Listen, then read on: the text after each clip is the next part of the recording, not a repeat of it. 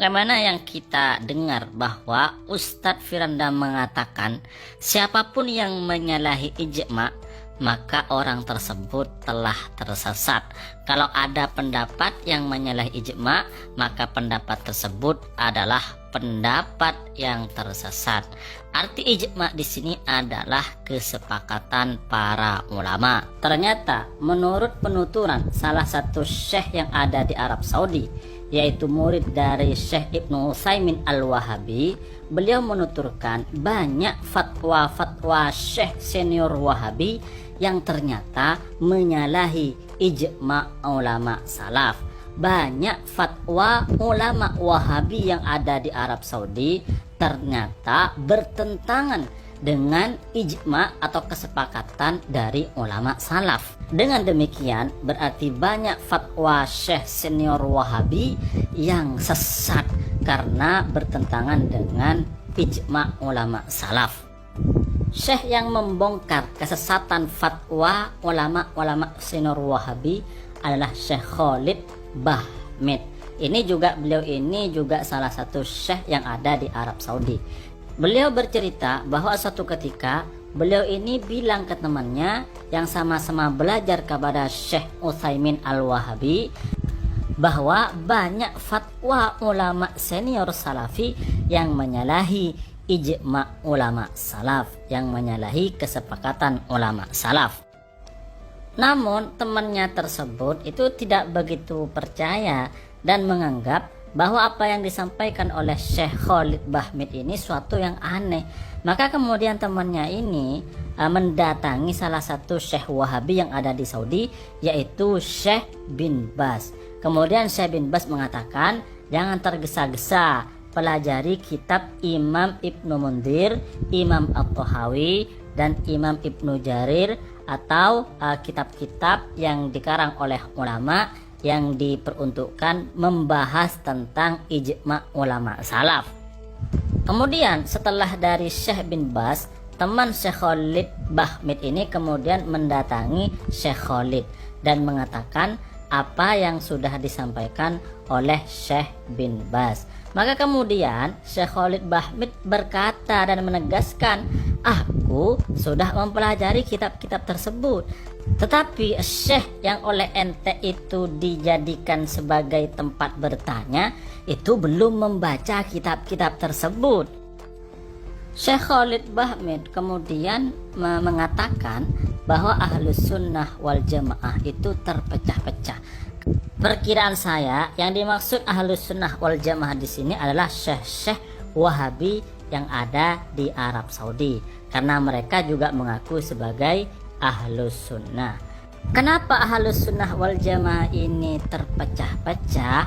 Menurut Syekh Khalid Bahmid, di antara penyebabnya adalah karena menyalahi ulama salaf, bertentangan dengan ijma atau kesepakatan ulama salaf. Makanya kemudian Ahlus Sunnah ini terpecah-pecah. Kok bisa para syekh Wahabi ini sampai bertentangan dengan kesepakatan ulama salaf? Maka di sini dijelaskan bahwa Syekh Wahabi itu tumbuh di lingkungan madhab Imam Hambali. Jadi mereka sedikit banyak belajar tentang madhab Imam Hambali. Tetapi kemudian mereka terpengaruh oleh faham al-Dhahiriyah, yaitu faham yang ketika memahami Islam, memahami Al-Quran, memahami hadis, itu berpatokan atau yang menjadi titik fokus utama adalah dhahir dari teks, dhahir dari hadis, dhahir dari Al-Quranul Karim. Makanya disebut dengan al-Dhahiriyah. Faham al-Dhahiriyah ini ketika memahami hadis atau memahami Al-Quran itu tidak memedulikan yang namanya konteks atau misalnya asbabul wurud, sebab-sebab adanya hadis tersebut atau sebab-sebab turunnya ayat tersebut. Yang penting dohirnya menunjukkan A, secara bahasa menunjukkan A, secara bahasa menunjukkan B, berarti hukumnya A, berarti hukumnya B. Kemudian para syekh-syekh Wahabi itu ketika berfatwa mereka berfatwa dengan berlandasan sebatas dohir lafat, sebatas dohir ayat, sebatas dohir hadis Rasulullah Sallallahu Alaihi Wasallam, sehingga kemudian hasil fatwanya, hukum yang dikeluarkan oleh fatwa Syekh Wahabi itu menyelisihi ijma ulama, menyelisihi kesepakatan para ulama salaf. Di antara contoh bahwa Syekh Wahabi itu ternyata menyalahi kesepakatan ulama salaf, menurut Syekh Khalid Bahmid adalah seperti tentang hukum darah manusia. Menurut Syekh Wahabi, menurut fatwa Syekh Wahabi, mereka berpendapat darah manusia tidak najis. Padahal ulama salaf telah ijma, telah sepakat bahwa darah manusia adalah najis. Bahkan Imam Ahmad bin Hambal menegaskan ijma muslimin, kesepakatan seluruh umat Islam bahwa darah umat manusia, darah manusia adalah najis. Tapi ternyata Syekh Wahabi berpendapat tidak najis. Lalu kasus berikutnya adalah misalnya ada orang tidak sholat lalu bertobat, apakah wajib mengqadha sholat? Lalu salah satu Syekh Wahabi berfatwa dan berpendapat, kata dia, kalau ikut pendapat yang mengatakan bahwa orang yang meninggalkan sholat adalah kufur, adalah kafir, maka nggak wajib qadha. Tetapi kalau ikut pendapat yang mengatakan bahwa orang yang tidak sholat itu tetap muslim, maka wajib qadha, kata salah satu Syekh Wahabi ini. Fatwa Syekh Wahabi tersebut juga bertentangan dengan ijma ulama salaf, karena ulama salaf telah sepakat, telah ijma bahwa orang yang meninggalkan sholat itu wajib qadha, walaupun pendapat yang mengatakan bahwa meninggalkan sholat itu kafir.